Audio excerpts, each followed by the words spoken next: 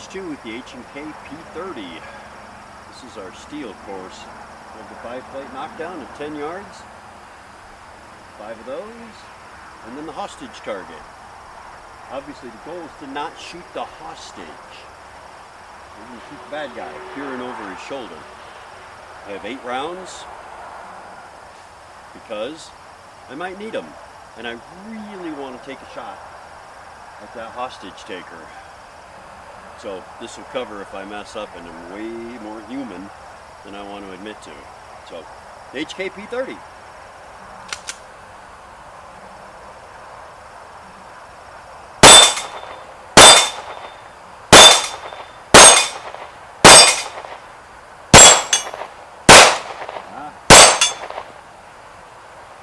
Bad hostage taker. Alright guys, I get one more shot with this handgun, and I'm going to shoot something a little differently than Dan does, as you guys might be accustomed to. I'm getting really excited about this bowling pin course of mine. It's really fun, it's really exciting, and I always love the finale of either shaving cream or soda, and today I've decided to switch to soda, because Dan's now hiding his shaving cream cans. Anyways, here we go.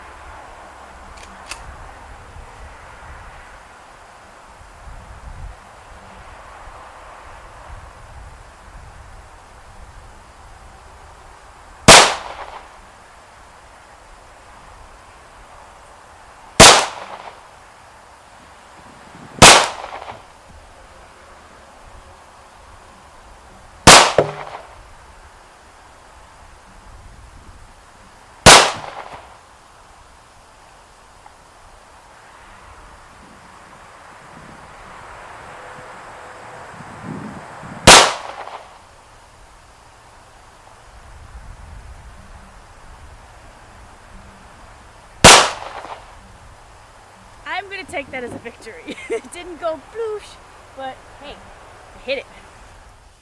Oh, this is the part where we tell you about the scores. We have 8 different categories that we rate the gun. Scores go from 1 to 5. So we're going to jump right in. We're going to talk about comfort of grip.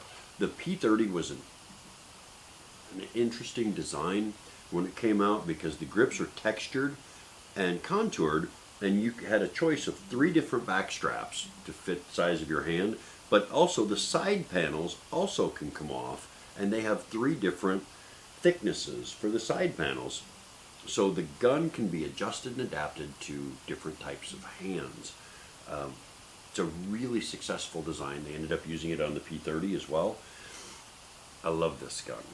It fits my hands like it was custom made, or at least adjusted with all the different things to fit my hands perfectly. I gave it a 5. So you sabotaged the gun, is what you're saying. You No, put the grips on that were... Set it up for me. Uh-huh. Well, then don't shoot me because I only gave it a 4. It was comfortable, but a little bulky. Now I know why. Let's talk about the sights. The sights that came with this gun are the luminescent lights that if you shine a flashlight on them, they will glow in the dark for about a half an hour, and they're very bright. During the daylight, they glow, and they're really visible. I love night sights on guns, and I almost always put night sights on anything I own, but I have to tell you, I love these sights in the daylight.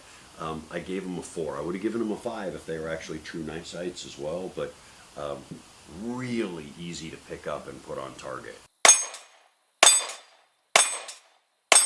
Going out in the range and putting them in action, it was nicer than the white dots, and it could pick them up easier. And so I agree, 4 for a score for the sights. Let's talk about the trigger. I tend to prefer hammer-fired guns, and I really like the trigger on this. The depth of the curve, I don't know if you can see that very well. It fits. It's designed to curve deeper, so when if you have larger hands, it still fits, and you don't end up with the bottom of the trigger digging into the pad on your finger. And if you have smaller hands, it's a consistent, smooth pull all the way through as well. So it fits for different people's hands. I gave it a 4. one of the things that I discovered when shooting or when pulling the trigger slowly is that there is a tension point. And I'm really starting to appreciate that with some guns, whether it's a long pull or a short pull. If there's a point of tension, I know the next pull I give to that trigger, it's gonna fire. I'm not waiting for it. Oh my gosh, there it is. But so this one had a little bit of a longer pull, but I was able to find a tension spot, pulling it slowly, and then go, bam, you know? And I really appreciated that in this gun, and I'm starting to appreciate that in other handguns as well. So for that reason, I gave the trigger a 4. Let's talk about perceived recoil. This gun mitigates recoil. It's an above average 9mm for being comfortable to shoot. I gave it a 4.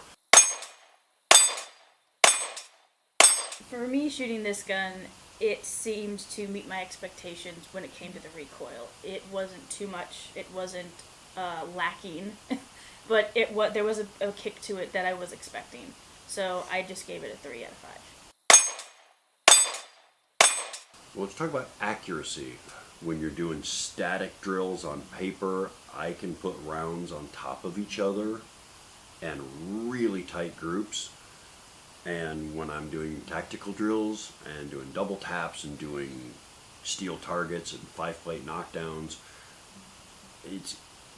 I'm confident with this gun. I know if my life depends on it, this is a gun I'm going to shoot because I'm going to hit what I'm aiming at, normally. I'm really impressed with this gun. I gave it a 5. It seemed to meet my expectations, being industry standard. This is what I want in a gun, but it didn't shine on the course for me. Part of that could obviously be me, so I don't want to downgrade it because I shot it a little off, because again, I'm still learning and I'm still getting comfortable with this. But I feel like it would meet an industry standard firearm, so I did give it a 3. Let's talk about ease of reload. I love the paddle release. It's simple, it's effective, you're not gonna lose a magazine by accident when you're carrying the gun. And the way the mag well is shaped, it's really easy to put a magazine home without looking. When you combine both of those things, the easy paddle release and the ease of putting the magazine in the mag well, and you put those two things together, you have best in the industry. Ease of reload, I gave it a 5. I love the paddle releases. The more I get to shoot with them, the more I love them. And this one is on both sides. So it is ambidextrous, which means it's easier for me to take it down and put a new magazine in. And I love it. So I'm actually going to agree. I am going to give this a 5. Let's talk about reliability. We've never had a problem with this gun. It runs ammo that our other guns won't cycle. This one will. It eats everything.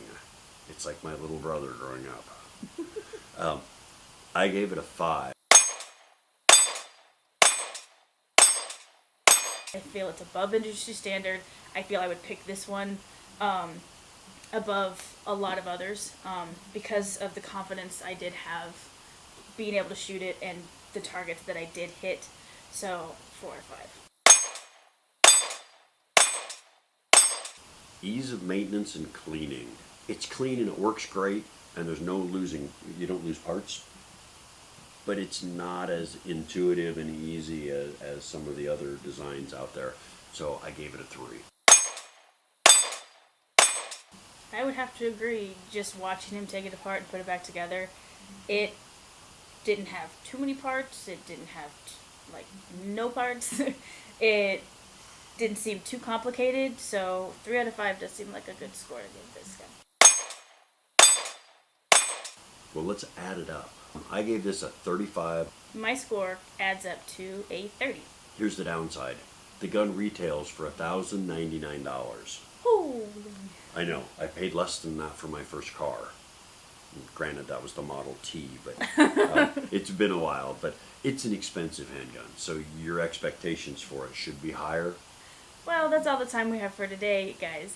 If you like this video, please point those crosshairs to the like button down below. And if there's any guns you'd like us to review, let us know in the comments down below. Send them to us.